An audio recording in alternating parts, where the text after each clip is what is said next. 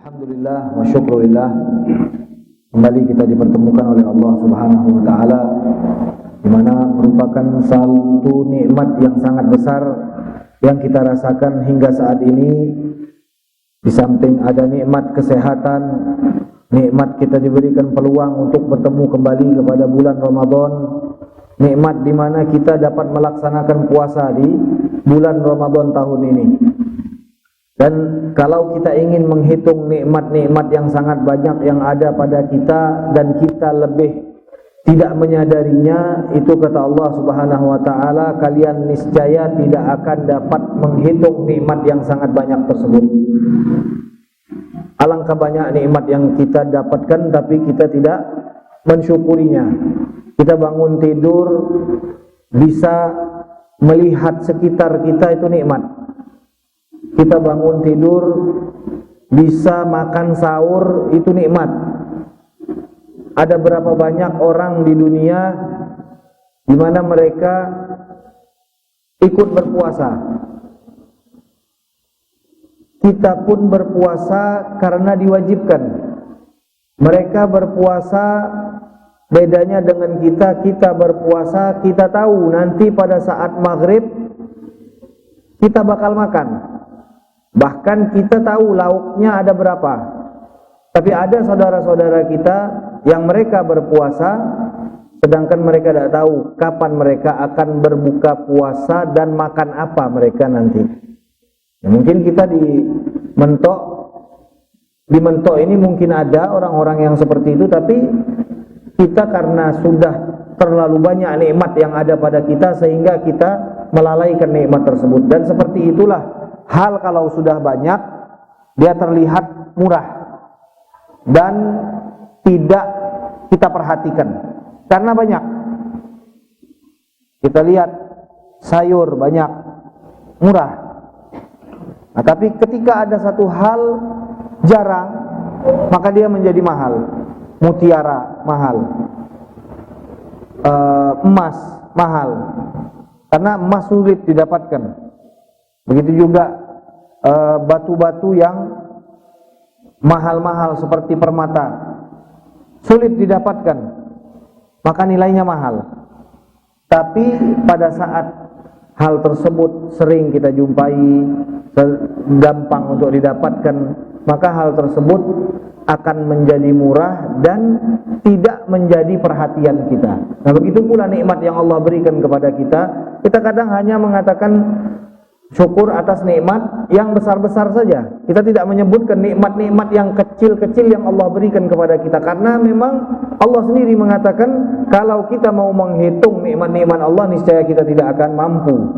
Karena dalam satu detik saja kalau kita hitung ada berapa nikmat yang ada pada kita, itu maka kita niscaya tidak akan mampu. Nah, kalau mata saja, itu diriwayatkan dalam sebuah hadis, nikmat mata saja itu tidak bisa diungguli dengan ibadah 500 tahun. Nikmat mata. Pada saat ada seorang Bani Israel, diceritakan Rasulullah, dia ingin masuk surga dengan amalnya. Dia beribadah selama 500 tahun. Ini sudah sering hadis ini kita dengar. 500 tahun dia beribadah, pada saat mau masuk surga kata Allah, masuklah kau ke dalam surga dengan rahmatku, kata Allah. Dia bilang, ya Allah, kenapa aku masuk ke surga dengan rahmatmu? Bukankah aku pantas masuk surgamu dengan ibadahku yang 500 tahun? Kata Allah, kalau kau mau hitung-hitungan, ayo kita hitung, mulai menghitung dengan satu nikmat yang kecil yang aku berikan kepadamu. Dihitung dengan satu mata, belum dua mata. Satu mata ditimbang dengan ibadah dia 500 tahun, ternyata mata itu mengungguli daripada ibadahnya 500 tahun. Nah, ini menunjukkan berapa banyak nikmat Allah yang ada pada kita, tapi kadang kita tidak menyadarinya. Nah, kapan kita sadar kalau melihat ini nikmat? Pas sakit mata. Kapan kita sadar kalau telinga ini nikmat, bisa mendengar itu nikmat? Pas tengah pekat. Baru kita tahu kuping kita ini ternyata nikmat besar. Kapan kita tahu lisan kita ini nikmat besar dari Allah? Pada saat kita sariawan, kita tahu bagaimana nikmat yang Allah berikan kepada kita. Pada saat kita tidak bisa merasakan karena sakit, kita baru tahu ternyata nikmat bisa merasakan beragam macam makanan-makanan yang Allah berikan kepada kita. Nah, ini nikmat yang Allah berikan kepada kita ini sepatutnya kita syukuri, terutama kita berada di dalam bulan Ramadan, bulan yang belum tentu kita sendiri bisa menyempurnakannya, apalagi bisa menemui bulan yang selanjutnya. Jadi menyempurnakan Ramadan yang ini saja kita tidak punya jaminan. Lalu bagaimana dengan bertemu dengan Ramadan yang akan datang? Ini nikmat besar yang Allah berikan kepada kita cuma-cuma. Nabi di antara permintaannya lewat doa yang sering kita dengar dan sering kita baca, Allahumma barik lana fi Rajab wa Sya'ban wa ballighna Ramadan. Nabi minta agar disampaikan ke dalam bulan Ramadan. Dan kita alhamdulillah sudah masuk ke dalam bulan Ramadan, maka jangan kita sia-siakan bulan Ramadan kali ini, harus lebih baik daripada bulan Ramadan yang kemarin. Hari ini harus lebih baik daripada hari yang kemarin. Jadilah seorang mukmin, orang yang beriman, seperti yang disabdakan oleh baginda Rasulullah SAW, la yashba' min khairin. Orang yang beriman itu tidak pernah dia puas dengan yang namanya kebaikan. Dia sudah sholat, dia tambah lagi, dia bersedekah. Dia sudah bersedekah, dia tambah lagi, dia bantu orang lain. Dia sudah bantu orang lain, dia tambah lagi dengan sholat-sholat sunnah.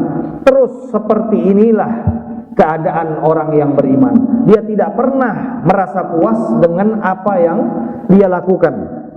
Dia selalu merasa dirinya kurang, dia selalu merasa dirinya teledor, dia selalu merasa dirinya masih butuh kepada Allah, dirinya ingin mendapatkan kebaikan-kebaikan sehingga dia pantas mendapatkan surganya Allah Subhanahu wa taala.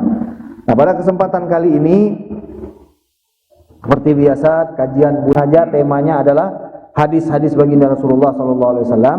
Nah, jadi di sini kadang-kadang hadisnya itu hadis yang pertama dengan hadis yang kedua tidak ada kaitan kadang-kadang. Karena Imam As-Suyuti mengumpulkan hadis Nabi Muhammad SAW di dalam kitabnya Jami'us Shaghir itu sesuai dengan abjad, bukan tema. Nah, kalau Imam Bukhari di dalam kitabnya Sahihul Bukhari, kita baca di situ nanti bab Toharoh misalkan, maka semua hadis yang beliau sampaikan adalah berkaitan dengan cara bersuci. Tapi kalau di sini kitab ini agak berbeda. Nah, Imam Suyuti menyebutkan satu hadis dimulai dari alif. Nah, setelah alif nanti alif ketemu ba, alif ketemu ta, alif ketemu ta, alif ketemu jim. Ngurut dengan urutan hijaiyah. Nah, sekarang kita akan membaca hadis yang urutan alif dengan qaf.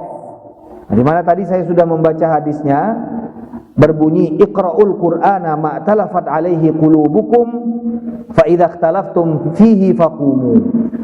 Nah, kita tahu bulan Ramadan ini adalah bulan di mana baginda Rasulullah SAW menganjurkan banyak-banyak harus baca Al-Qur'an. Kalau di bulan lain kita rajin baca Quran, di bulan Ramadan harus lebih banyak lagi membaca Al-Qur'an. Nah, di sini ada panduan di mana baginda Rasulullah mengajarkan bacalah Al-Quran tersebut. Memang betul kita diperintahkan untuk banyak-banyak membaca Al-Quran. Bacalah, kata Nabi, Al-Quran tersebut selagi engkau mendapati dirimu sedang semangat membacanya. Jadi kalau kita dapat diri kita sedang semangat untuk membaca Al-Quran, maka kata Nabi, baca yang banyak. Kesempatan itu jarang kita dapatkan. Ketika ada dorongan dari dalam hati kita untuk mengajak kita membaca Al-Quran yang banyak, maka baca yang banyak. Sampai kapan? Sampai فَإِذَا اخْتَلَفْتُمْ فِيهِ فَقُومُوا. Kalau kalian melihat di dalam diri kalian sudah ada tidak fokus, sudah lemah. Itu biasa kita ini kan kalau kayak selembar tuh kayak semangat, 2 lembar kayak semangat. Nah, sampai sejus nih mulai melan dikit, mulut nih lah macam berat, lah banyak air ludah nih ngumpul di mulut nih. Nah, terus mata nih lah berkunang-kunang. Nah, kalau sudah seperti itu, kata Nabi, hentikan. Kalau sudah mulai ada, dah aku nak nyari gawe lain pula nih. Nah, itu sudah seperti itu, hentikan, kata Rasulullah. kita lada semangat lagi baca Quran, jangan dipaksakan. Hentikan sampai kapan? Sampai kita semangat lagi, baca lagi. Nah, jadi ini tuntunan baginda Rasulullah SAW. Kita memang dianjurkan untuk banyak membaca Al-Quran. Nah, tapi perlu kita ketahui, ada kalanya kita harus memaksakan diri untuk membaca Al-Quran. Karena kalau kita nak nunggu semangat terus, pas ketemu hari kita tidak ada semangat baca Quran, akhirnya tidak baca Quran. 1 hari tidak baca Quran, 2 hari tidak baca Quran. Alasan apa? Kata Nabi, kalau kita tidak semangat, tidak usah baca Quran. Nah, jangan bawa-bawa Nabi. Nabi di sini mengatakan, baca Quran sebanyak-banyaknya. Pada saat engkau ada dorongan, semangat membaca Al-Quran, jangan ditinggalkan Al-Quran itu. Baca terus. Tapi kalau sudah capek, kata Nabi, jangan dipaksakan. Itu maksudnya. Jadi bukan Nabi memerintahkan kita untuk tidak baca Quran. Nabi mengarahkan kalau kita sudah capek pada saat membaca Al-Quran, kita sudah tidak lagi fokus di dalam membaca Al-Quran, panjang pendek lah kemana, matobi'i lah tidak kita baca lagi. Nah, itu sudah, kata Nabi, istirahat dulu. Nah, jadi ini hadis bukan ditujukan untuk orang yang tidak mau baca Quran, tapi justru untuk orang yang semangat baca Quran dan kemudian dia merasakan sudah capek, sudah lelah, maka kata Nabi, istirahat sejenak. Nah, ini kan enak kalau dipahami sesuai dengan penjelasan para ulama. Nah, jadi ini hadis yang pertama yang kita baca pada hari ini menunjukkan bahwa melakukan satu amal itu memang betul. Jangan sampai kita memaksakan diri sampai akhirnya meninggalkan amalan tersebut. Itu biasanya orang baru kenal dengan yang namanya satu ibadah, dia semangat melakukan ibadah tersebut sampai dia lakukan berlebihan. Berlebihan di sini maksudnya apa? Seharusnya kalau baru pemula itu, misal kalau sholat 2 rakaat dulu, nyube 2 rakaat dulu. Nanti kalau sudah istiqomah 2 rakaat, tambah lagi 4 rakaat. Tidak. Sholat duha berapa rakaat? Sholat duha paling banyak berapa? Berapa? Khilaf nih ulama-ulama. Sholat duha paling banyak 12 rakaat. Nah, sekarang kalau kita melakukan 2 rakaat masih ringan, 4 rakaat, langsung 12 rakaat, besok-besok nanti tidak sholat duha lagi. Hari inilah 12 rakaat. 12 nih kata dia untuk 5 hari. Nah, akhirnya macam tuh kan, kebanyakan orang yang semangat, kata kita orang mentok nih angat-angat apa? Tidak usah disebut. Jadi yang model kayak gini Nabi tidak suka.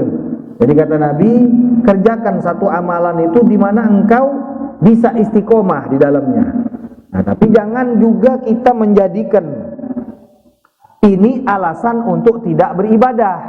Makanya tadi kembali kepada pemahaman nas-nas syariat ini harus dipahami dengan benar. Karena kalau kita salah paham, nanti kita mengira, oh berarti kata Nabi itu ibadah itu tidak boleh banyak-banyak. Nah, lain pula ini. Ibadah itu tidak boleh banyak-banyak kata Nabi. Padahal Nabi tidak pernah mengatakan ibadah jangan banyak-banyak. Kata Nabi, lakukan ibadah sekiranya engkau bisa istiqomah. Ini bukan ngelarang orang mau ibadah banyak-banyak. Tapi ada sebagian orang memahami ini, jangan ibadah banyak-banyak kata dia. Kenapa? Kata Nabi, lakukan yang penting istiqomah. Dia seumur hidup sholat 2 rakaat, seumur hidup istiqomah. Sampai dia mati 2 rakaat, tidak ditambah-tambah sama dia. Nah, ini kan bukan seperti ini yang dimaksudkan oleh baginda Rasulullah Sallallahu Alaihi Wasallam. Nah, jadi kita perlu tahu, di satu sisi Nabi melarang kita melakukan satu ibadah sampai akhirnya kita bosan sendiri dan meninggalkan ibadah tersebut.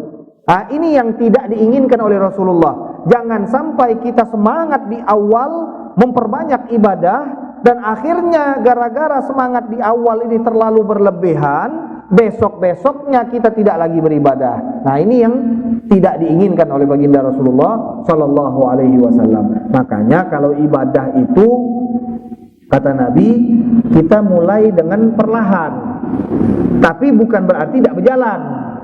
Nah, jangan salah paham. Mulai dengan perlahan, artinya apa? Terus nambah, istiqomah, nambah. Nah, mulai dengan perlahan, terus ditambah. Bukan langsung full, besok tidak melakukan lagi. Nah, jadi ini yang kita dapatkan dari apa? Hadis ini, di mana hadis ini jelas mengatakan bahwa di dalam membaca Al-Quran kita diperintahkan untuk banyak-banyak membaca Al-Quran. Tapi apabila sudah mendapati diri kita capek, lemes, sudah melihat Quran itu remeng-remeng, nah sudah hentikan, kata baginda Rasulullah. Jangan dipaksakan. Nah, ini juga hadis-hadis yang seperti ini dijadikan oleh orang-orang yang salah paham larangan, seperti tadi yang saya sebutkan, larangan untuk menambah ibadah. Padahal hadis ini tidak ada larangan. Hadis ini mengarahkan agar kita melakukan ibadah tidak sampai dalam batasan kita bosan dan akhirnya tidak mau lagi membaca Al-Quran. Nah, jadi ini bedanya sangat jauh. Kalau larangan itu Nabi melarang menambah baca Quran banyak-banyak. Tapi di dalam hadis ini tidak ada kata-kata Nabi melarang kita untuk baca Quran banyak-banyak. Kalau kau semangat, kan beda-beda. Ada orang baca sejuz, mulut adalah kering. Ada orang baca 5 juz, masih biasa. Ada orang bahkan, kalau kita lihat dari sejarah para ulama, seperti Sayyiduna Utsman bin Affan, sahabat Nabi, khalifah yang ketiga, 1 rakaat itu 1 hataman Quran. 1 rakaat hataman Quran. Nah, ini makanya kita kalau lihat bagaimana para sahabat membaca Al-Quran, terutama kalau sudah masuk bulan Ramadan, mereka akan membaca Al-Quran dengan menghidupkan malam. Di antaranya Sayyidina Umar Ibn Khattab yang memerintahkan kepada Ubay bin Ka'ab untuk menjadi imam sholat tarawih. Kata Sayyidina Umar Ibn Khattab, kau pimpin sholat tarawih. Kenapa Ubay bin Ka'ab yang dipilih menjadi imam? Karena Ubay bin Ka'ab ini hafal Al-Quran. Otomatis apa? Bacaannya nanti pasti akan panjang. Jadi tarawih di zaman sahabat 20 rakaat dengan bacaan yang panjang. Tarawih di zaman kita 11 rakaat kuliah sama kulhu. Lah nyunat jumlah rakaat, nyunat pula surat-surat yang seharusnya dibaca panjang. Lebih parah lagi dari ini, dia mengklaim bahwa yang 11 rakaat itulah yang benar, yang 20 rakaat itu salah. Jadi ini bertolak belakang dengan apa yang dilakukan sahabat Nabi Muhammad SAW. Sahabat Nabi melakukan 20 yang dibaca panjang-panjang. Sampai-sampai mereka mengatakan, kami baru sampai rakaat 8 itulah baca Al-Baqarah. Rakaat 8 itu selesai Al-Baqarah, kata mereka. Di zaman Sayyidina Utsman, dari panjangnya berdiri sholat tarawih itu, kami sampai-sampai dari rumah bawa tongkat. Jadi nanti kalau pas sholat lah kelamaan berdiri, nyender tongkat, kata orang. Dari lamanya berdiri di zaman itu. Nah, jadi kalau kita mengatakan bahwa sholat yang benar itu adalah 11 atau yang 8, maka secara logika kita menyalahkan sholatnya para sahabat yang sudah sepakat 20 rakaat. Makanya di sebagian masjid bertanya, surau kami ini tidak tahu nih lah telanjur 11 rakaat. Nak dibalikkan lagi 20 rakaat, sare Ustaz. Orang lah terbiasa 8 rakaat. Saya tanya, sebelumnya berapa rakaat? Sebelumnya 20 rakaat. Tapi dengar, oi surau situ 8 rakaat. Sedap macam nyobalah kita di surau kita. Mulai nyoba di surau kita. 8 rakaat. Sedap memang. Cepat selesai ya. Orang lagi sholat isya kita lah selesai. Terus tahun ke tahun lah terbiasa sholat 8 rakaat. Nak balik lagi ke 20 rakaat. Wah dasar berat Ustaz, 20 rakaat banyak Ustaz. Tapi yang setiap tahun melakukan 20 rakaat, biasa saja mereka melakukan 20 rakaat dan mereka anggap itu ringan. Nah, yang ingin saya sampaikan di sini, apa salah orang melakukan sholat tarawih 8 rakaat? Enggak salah. Kita tidak menyalahkan yang mau tarawih 2 rakaat, yang mau tarawih 4 rakaat, yang mau tarawih 6 rakaat, yang mau tarawih 10 rakaat. Enggak ada masalah. Yang penting kita tahu dulu tarawih itu di zaman sahabat 20 rakaat. Sekarang solusinya gimana kalau di satu surau ada yang mau 20, ada yang tetap ngotot nak 8 tuh lah. Kena lah kesedepan lah 8. Nah, masalah kesedepan nih tadi sampai nyari pembenaran. Nyari pembenaran lewat fatwa-fatwa ulama baru. Oh, yang benar tuh 8 oi, yang 20 tuh salah. Nah, dia lupa. Yang 20 yang kau salah ini Umar Ibnul Khattab.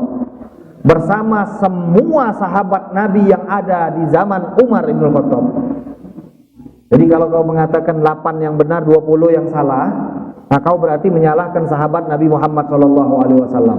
Sahabat Nabi yang hidup bersama Nabi, yang tahu bagaimana sholat Nabi, disalahkan dengan yang 8. Jadi kalau kita malas, kita jangan nyari-nyari dalil, nyalahkan yang banyak.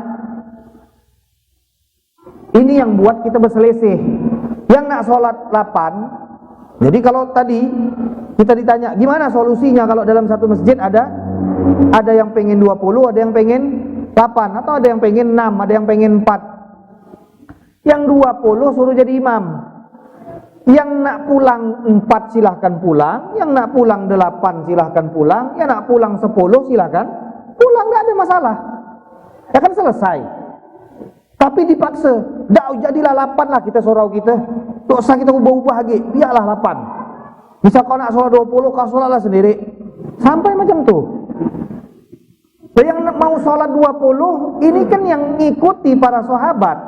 Ya silakan mereka ingin mengikuti para sahabat 20. Yang ingin tetap ngotot 8, silakan pulang setelah 8. Kau pulanglah ke rumah, nak makan cincau, nak makan apa, pasti tidak masalah. Tapi orang yang kepengen terus tarawih, jangan sampai kita halang-halangi dan sampai kita keluarkan dalil, 20 itu salah. Ini kan yang jadi masalah. Ngapa tidak kelar-kelar masalah nih? Karena yang berdebat sama-sama tidak tahu. Akar masalahnya dia tidak tahu, dalilnya pun dia tidak tahu, berdebat. Yang 8 inilah yang benar. Kau tahu dari mana? Tahu, aku tidak salah, aku dengar-dengar dari YouTube tuh tentulah. Wah, YouTube pula jadi guru. Yang sikok lagi ngotot juga. Yang benar itu 20. Kau tahu dari mana? Atuk-atuk aku dulu semua 20. Mana kenal macam mana kak, pokok atuk-atuk aku dulu semua 20. Nah, ini kan tidak selesai. Yang ini tidak mau kalah. Dia bilang, dok, atuk kata bukan dalil. Yang ini juga bilang, kau juga YouTube bukan dalil. Tidak selesai-selesai, ya kan? Kalau tidak tahu akar permasalahan. Makanya tadi ringkas saja saya ingin menyampaikan bahwa ibadah itu kan ada asal usulnya, ada hadisnya. Nah, jadi di sini ketika kita tahu para sahabat Rasulullah SAW sampai dengan sekarang kota Mekah dan kota Madinah masih 20 rakaat. Nah, jadi kalau ada satu surau, ada yang kepingin 20, ada yang kepingin 8, yang 20 suruh jadi imam. Kenapa? Biar yang mau sholat banyak, mereka tidak rugi. Jangan sampai nanti gara-gara yang 8, yang 20 terpaksa menyempurnakan sholat mereka di rumah. Kan kesian. Mereka ingin dapat pahala sholat berjamaah di masjid. Tapi gara-gara yang 8 ngotot, akhirnya di satu surau, di satu masjid hanya dilakukan 8, yang kepingin 20 akhirnya menyempurnakan sisanya di rumah. Jadi solusinya sebenarnya gampang. Yang 20 suruh imam, yang kepingin 8 pulang 8, yang kepingin 6 pulang 6. Selesai masalahnya.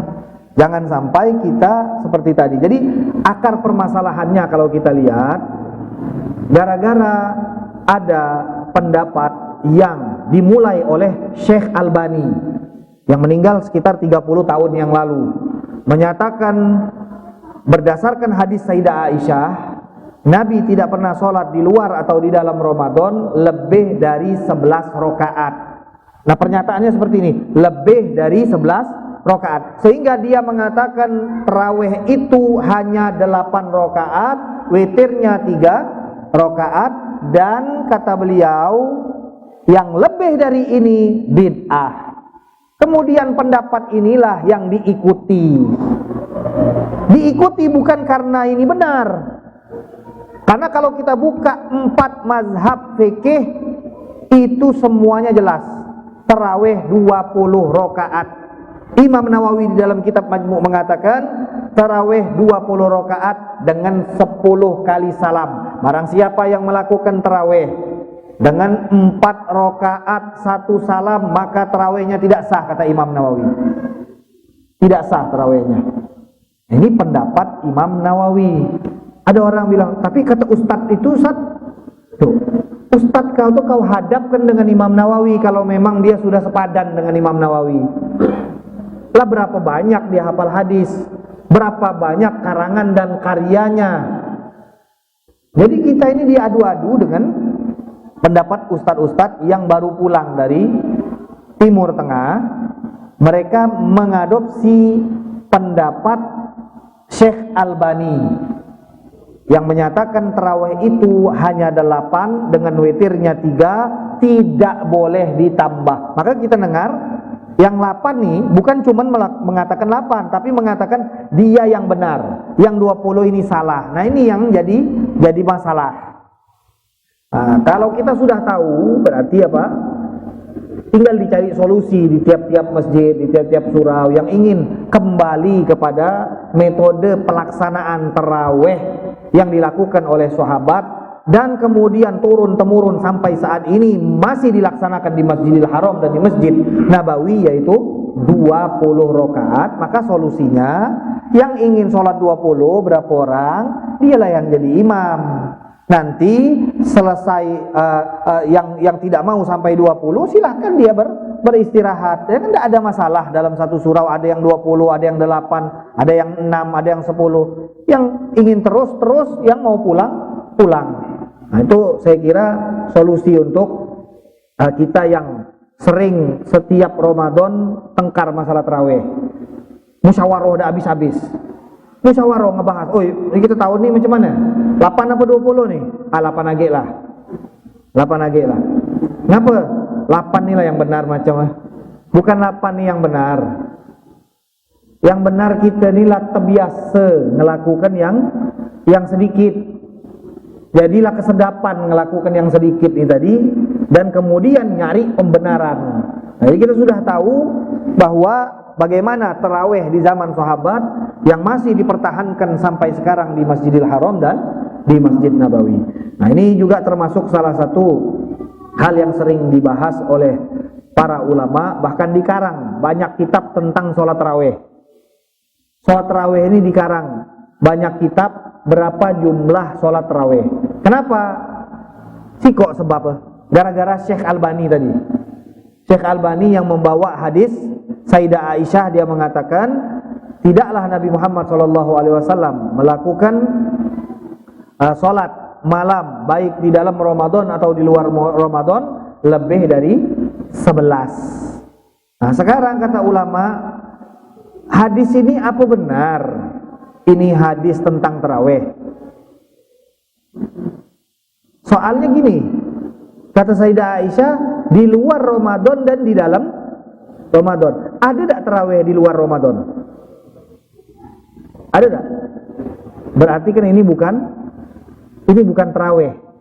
Ini sholat witir. Makanya di dalam riwayat itu disebutkan Rasulullah sholatnya tidak 2 rakaat. Sholatnya 4 rakaat, kemudian 3 rakaat. Karena di dalam sholat witir boleh kita 4 rakaat, 3 rakaat. Atau kita langsung gabungkan 11 rakaat. Atau kita mau 2 rakaat, kemudian ditutup 1 rakaat. Boleh di dalam witir. Tapi di dalam tarawih harus 2 rakaat. Nah, jadi ini sangat jelas. Dalil ini dipahami oleh Imam Nawawi sendiri karena beliau adalah yang menyarahkan hadis Sahih Muslim. Beliau punya karangan yang beliau beri nama Al-Minhaj fi Syarhi Sahih Muslim Ibnil Hajjaj. Jadi beliau punya karangan syarah atau penjelasan tentang hadis-hadis Sahih Muslim.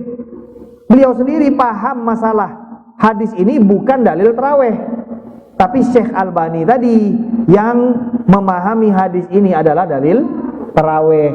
Makanya kita lihat ada sebagian orang tarawih 4-4-3, macam model formasi bola nih. 4-4-3 nih.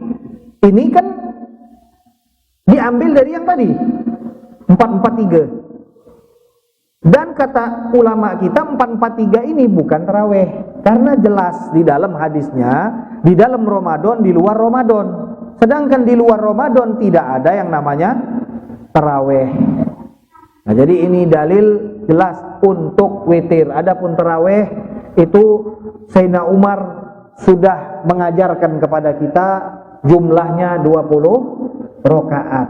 Nah, ini salah satu pembahasan yang biasa kita bawa di bulan Ramadan. Tahun kemarin saya yakin sudah kita bahas juga ini masalah jumlah salat tarawih.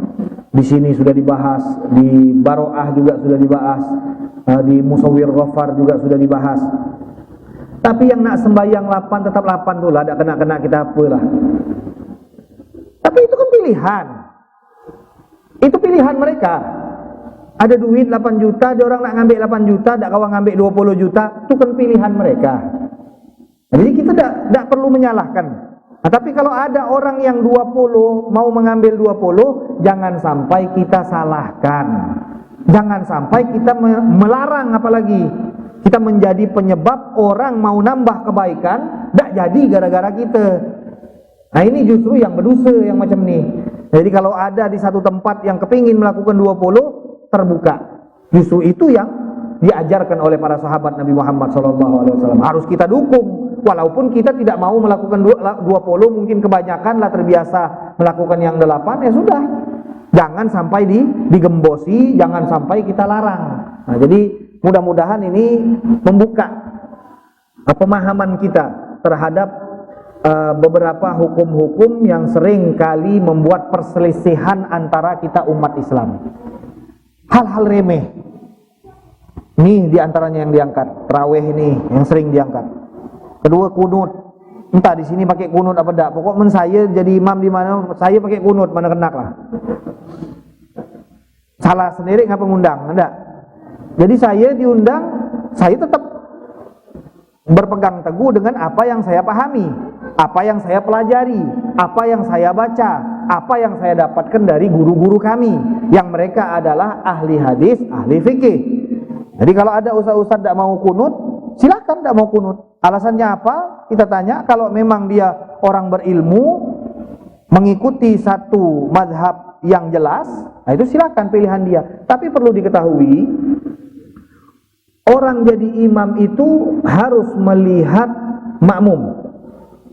Jadi selain kita ini bebas bermadhab, tapi orang jadi imam harus paham kondisi makmum. Kita hidup di Indonesia yang mayoritas atau bisa dikatakan semua mazhab Syafi'i, kecuali ada sekok 2 orang yang ada yang mazhabnya beda, ada lagi yang mazhabnya tidak jelas. Ada yang mazhabnya beda, ada yang mazhab kau ni apa? Ataupun basing-basing lah, pokok apa kata orang lah. Tapi dia sendiri dalam pengamalannya melakukan madhab Syafi'i. Dan ini yang kita lihat di Indonesia, semua dari kita ini belajar fikih baik di madrasah di mana-mana itu madhab kita Syafi'i. Dalam madhab Syafi'i, kunut itu sunnah. Nah, perlu kita ketahui kunut itu hukumnya sunnah, bukan wajib. Jadi tidak perlu kita sampai berperang gara-gara kunut. Berperang gara-gara kunut itu untuk apa? Nah, jadi kalau tadi ada orang yang dia tidak sependapat, dia kepengin kunut itu udahlah kita hapus.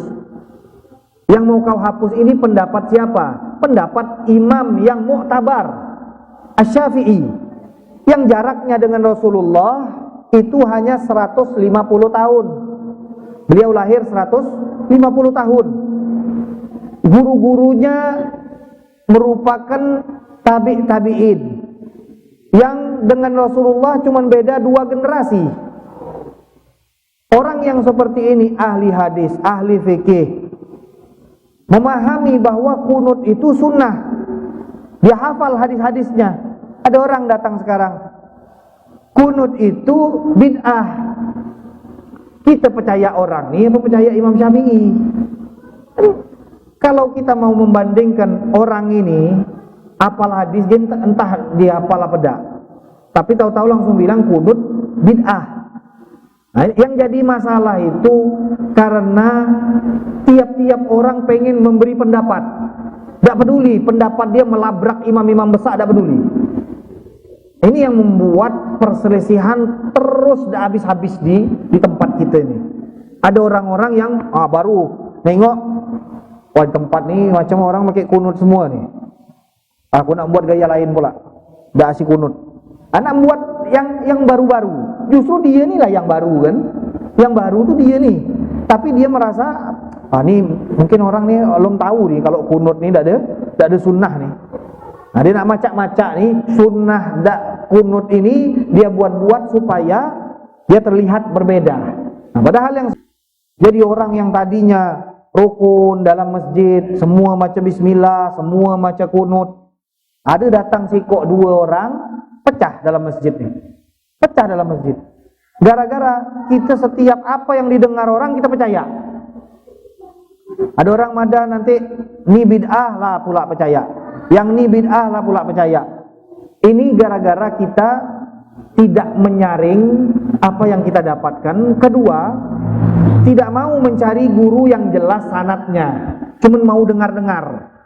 Maunya cuma dengar-dengar. Tidak mau kalau guru yang bisa dipertanggungjawabkan sanad keilmuannya. Nah, jadi perlu kita mengkaji hal-hal yang sekiranya menjadi sumber perselisihan antara umat Islam. Nah, sekali-sekali kita bahas, tidak apa-apa, supaya kita menambah wawasan kita dan juga lapang dada kita, bisa menerima perbedaan. Nah, dan kedua, selain bisa menerima perbedaan, biasa melihat ada perbedaan pendapat ulama. Kedua, kita juga jadi tahu mana sebenarnya yang benar, supaya tidak menyalah-nyalahkan orang lain. Tahu kalau ada perbedaan, ini pendapat ulama, maka seharusnya engkau menghargai ulama tersebut. Apalagi kalau dia bukan ulama.